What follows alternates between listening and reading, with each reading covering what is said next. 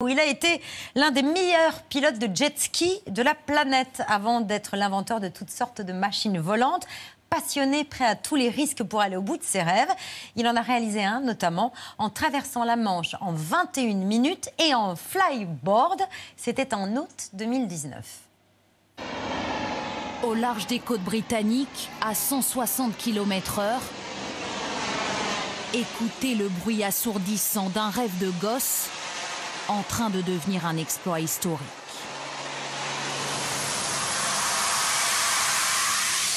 Paris fou, Paris gagné pour Franky Zapata. Il vient de traverser la Manche en volant à bord d'un engin qu'il a lui-même fabriqué. Mission accomplie en larmes. Oui chérie, c'est moi, je t'aime chérie. Quel meilleur papa. Merci mon amour, merci. Bonsoir Franky Zapata. Bonsoir. L'homme qui vole, c'est le titre de vos mémoires, paru en cette rentrée, celle d'un sportif, d'un entrepreneur et d'un inventeur de génie, qui un jour d'août 2019 a donc réalisé un rêve d'enfant, voler, comme Louis Blériot, 90 ans plus tôt. C'est le plus beau jour de votre vie, là, qu'on vient de revivre? C'est un des plus beaux jours de ma vie, oui, c'est sûr. Après, bon, on a plein d'événements dans une vie, des gens, on va dire, normaux, la naissance de mon fils, et mon mariage, etc. Mais c'est vrai que c'est des moments comme ça que tu partages, surtout avec une équipe, et c'est vraiment, c'est inoubliable. 15 jours avant cette traversée, mi-juillet, vous avez fait une apparition digne d'un film de science-fiction sur les Champs-Élysées, en plein défilé officiel du 14 juillet, face à Angela Merkel et Emmanuel Macron. Vous étiez Iron Man. Ce matin, sur les Champs-Élysées, cet ovni sensationnel a fait son apparition sous les yeux d'Emmanuel Macron et Angela Merkel. Tout droit sorti d'un film de science-fiction, cet homme volant aux allures d'Iron Man est en réalité un Marseillais normalement constitué. Un an après son invention, les autorités avaient interdit au Icare marseillais de prendre son envol. Son engin était considéré comme non homologué. Mais l'État a rapidement fait marche arrière quand les forces spéciales d'autres pays, comme les États-Unis, ont approché le voltigeur. Survoler les Champs-Élysées, ça c'était votre objectif dès la mise au point de ce qui s'appelle le Flyboard Air. Vous étiez prêt à le faire sans autorisation et à vos risques et périls parce que c'est très risqué. Vous auriez pu vous écraser sur les Champs-Élysées, non? Mais en fait, disons que c'était un pari avec mes amis, quoi. C'était histoire de dire, je remonterai les Champs-Élysées. Bon, je pensais pas qu'on m'applaudirait après, je pensais plutôt aller en garde à vue. Mais non, c'était un délire entre nous le soir. Mais vous aviez calculé que vous aviez une chance sur 400 ou 500 de tomber et, je vous cite, de m'écraser comme une mouche sur le bitume parisien. Non, en fait, disons que c'est le niveau de sécurité est bien de ça. On est plus à 1 sur 1 million. Mais en fait, disons que c'est plus sur les événements engagés comme ça où tu dois respecter une minute, une horaire exactement calée à la seconde. Mais par exemple, si tu décolles, s'il y a un moteur qui ne démarre pas, ce qui peut arriver, qu'est-ce que tu fais à ce moment-là? Donc, j'en avais parlé le soir avec ma femme. Donc là, si je décolle quand même, pour le coup, avec un moteur en moins, je ne peux pas en perdre un deuxième, quoi. Donc, oui, c'était plus risqué. J'avais décidé de décoller quand même, mais sinon, dans la vraie vie, c'est quand même très sûr. Le Flyboard Air, c'est la version aérienne du flyboard tout court. Ce skate propulsé par l'eau qui peut monter à 15 mètres d'altitude. On avait vu Leonardo DiCaprio le tester en personne. Ça vous avait demandé 3 ans de travail et 10 prototypes avant de le mettre au point, ce flyboard? Non, en fait, ça m'a pris, pour être honnête, une semaine. Ah oui? Une semaine pour le mettre au point. En fait, c'est juste la bonne idée, quoi, au bon moment. Bon. La bonne idée au bon moment. Et j'ai passé ma vie à construire des jet skis de course. Et je ne sais même pas comment cette idée m'est venue dans la tête, en fait. Donc, j'ai toujours eu envie de voler. Et c'était vraiment la bonne idée au bon moment. Ça a vraiment changé ma vie, quoi. Ça nous a ouvert des perspectives incroyables. Énormes, fait du commerce international. Ça m'a tout appris dans la vie, quoi. Donc, ça a changé complètement. Patrick?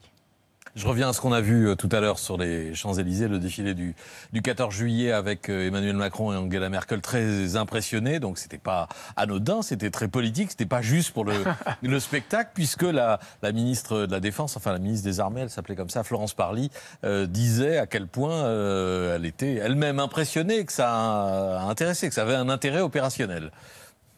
Le flyboard, c'est quoi? C'est un homme qui vole? Plateforme. En fait, c'est un homme volant, puisqu'il vole sur une plateforme qui se déplace à très grande vitesse. C'est pas Gadget, ça? C'est pas du tout gadget parce que ça va permettre de tester différentes utilisations, par exemple une plateforme logistique volante ou bien une plateforme d'assaut. Vous verrez, l'effet de surprise est considérable, même si il y a encore de nouveaux développements à imaginer, des moteurs sans doute encore plus silencieux, mais l'effet, je l'espère, sera saisissant. Une plateforme d'assaut. Donc, on sait que l'armée investit dans vos inventions. Est-ce que c'est pour les utiliser ou est-ce que c'est pour empêcher les Américains de les acheter? Non, en réalité, on a été financé par l'AID pour construire des mini turboréacteurs. En fait, L'AID, c'est l'Agence Innovation Défense. D'accord. Mais c'est tout, c'est les seules relations qu'on a commerciales avec eux. En fait, ils n'ont pas investi dans le développement de nos machines, ils ont investi uniquement dans le développement d'un turboréacteur, d'un mini turboréacteur. D'accord. Et donc, sur l'éventuelle utilisation opérationnelle? Pas forcément, pas pour l'instant. On n'est jamais pour l'instant arrivé. Il y a pas mal de démarches, on va dire, administratives pour eux, comment utiliser ça avec des Mais soldats. vous avez des suggestions sur la façon dont les soldats pourraient l'utiliser? Pas forcément. En fait, disons que, vous savez, moi, je suis un passionné et je crée des plateformes, je crée des machines. En fait, c'est plus... comment dire ça, c'est une envie, quoi. Je n'ai pas forcément de Bien sûr. Non, mais que vous n'ayez pas d'envie, on comprend très bien, mais vous voyez très bien l'utilisation qu'on peut en faire sur un théâtre d'opération. Le flyboarder? Oui. Pas vraiment, pour être honnête. Non, pas vraiment.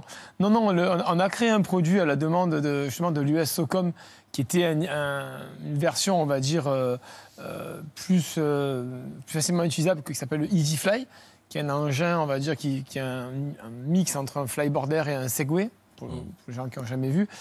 Et là, oui, donc vraiment, ça a un intérêt. Enfin, d'après ce qu'on me dit, moi, je n'ai même pas fait mon service militaire, pour être honnête avec vous. Donc, je ne suis pas du tout axé militaire. Mais du coup, c'est plutôt eux qui sont venus vers moi me dire, écoutez, nous, on voudrait ça. Et moi, à l'époque, ils sont venus m'approcher. C'était un jouet, c'était mon jouet. Ça vole avec 2 piles AA. Donc, je perdais la pile, je tombais. Donc, je ne voyais même pas l'intérêt... aucun intérêt militaire pour moi, c'était vraiment mon jouet d'Iron Man. Vous voyez, donc voilà, donc après, les choses ont évolué, ça les a intéressés. Aujourd'hui, on n'a plus beaucoup de nouvelles, mais... Aujourd'hui, parmi vos chantiers, il y a la voiture volante. Évidemment, ça nous fait rêver depuis tout petit, mais ça date de 1946, les premiers projets. C'est ça date de... Regardez. Livrons à l'admiration des foules ce dernier modèle qui pourrait figurer aussi bien au salon de l'aviation qu'au salon de l'auto. C'est très simple, comme on le voit. Il suffit de retirer l'hélice et de décrocher l'empennage. Il vous reste une charmante petite caisse sur 4 charmantes petites roues et vous disposez immédiatement d'une bonne voiture qui tient du landau surbaissé et de la planche à roulettes chère à toutes nos enfances. Et pourtant, comme disait l'autre, elle roule. Alors que vous, le Jet Racer, c'est vraiment un siège de Formule 1 fixé sur un drone géant. Et ça peut aller à 200 km/h. Mais disons qu'on a essayé d'avancer par étapes. Alors, c'est vrai que quand on regarde un petit peu de loin, comme ça, on fait beaucoup d'engins. Mais en fait, on avait une ligne, en fait, depuis le début de ce projet-là, c'était d'essayer de changer la mobilité, essayer de réellement rentrer dans ce qu'on nous vendait dans la science-fiction depuis qu'on est gamin. Et donc, il y avait des étapes. Donc, ce flyboarder, parce que déjà, avant de faire un produit volant, il faut arriver à voler. Et disons qu'après, derrière ça, il fallait arriver à faire voler le maximum de personnes. Enfin, un flyboarder, c'est très, très complexe. Et la moindre erreur, elle est fatale. Et après, le Jet Racer, justement, où on a prouvé un petit peu tout le concept, on a créé le nouveau qu'on a présenté à Vivatech, qui est le Air Scooter, qui est, lui, un engin hybride, puisque maintenant, évidemment, il faut viser l'empreinte carbone, etc. Et oui, justement, il y a l'urgence écologique. Est-ce que ça vous a obligé à changer vos plans parfois? Alors, pas vraiment changer les plans, mais parce que le plan était établi depuis le début, mais disons de un peu plus l'anticiper, pour être honnête avec vous. C'est-à-dire qu'on comptait avancer plus loin avec le Jet Racer. Mais c'est vrai que le changement s'est accéléré. Et même moi, je veux dire, j'en prends de plus en plus conscience. Et donc, ça nous a... C'est compatible avec vos machines ou pas? Parce qu'elles fonctionnent au le kérosène. nouveau qu'on a créé, le Air Scooter, justement, c'est l'engin volant, on va dire, de la catégorie, on va dire, entre guillemets, e-Vitol, Vitol, tous les taxis volants qu'on voit fleurir de partout par milliers de projets. C'est l'engin qui a la plus faible empreinte carbone de tous les projets existants. Donc, parce qu'en fait... c'est un peu technique ce que je veux dire, mais avant de penser déjà à quelle énergie on utilise, donc évidemment la moins polluante, il faut déjà essayer d'en consommer le moins possible. Puisque ce n'est pas des gens qui pédalent, qui rechargent des batteries, c'est l'énergie qui produit ça. Donc voilà, donc grosso modo, l'énergie électrique aujourd'hui, elle est, dans les meilleures études, la moitié moins polluante que l'énergie issue de... Mais ça, c'est le futur, là. Le scooter volant, ça pourrait devenir... Ouais, mais vous pensez qu'un jour ou l'autre, on sera... Enfin, je serai moins témoin des scooters volants en France. Alors là, vous venez de dire deux choses différentes. Ah bon? Témoin, oui, mais il faudra venir aux États-Unis. Ah oui. Donc, en fait, si vous préférez, ce projet-là... L'idée, c'est que on est une petite société face à des géants comme Airbus, ou comme Archer ou Joby, des boîtes qui sont en multimilliards.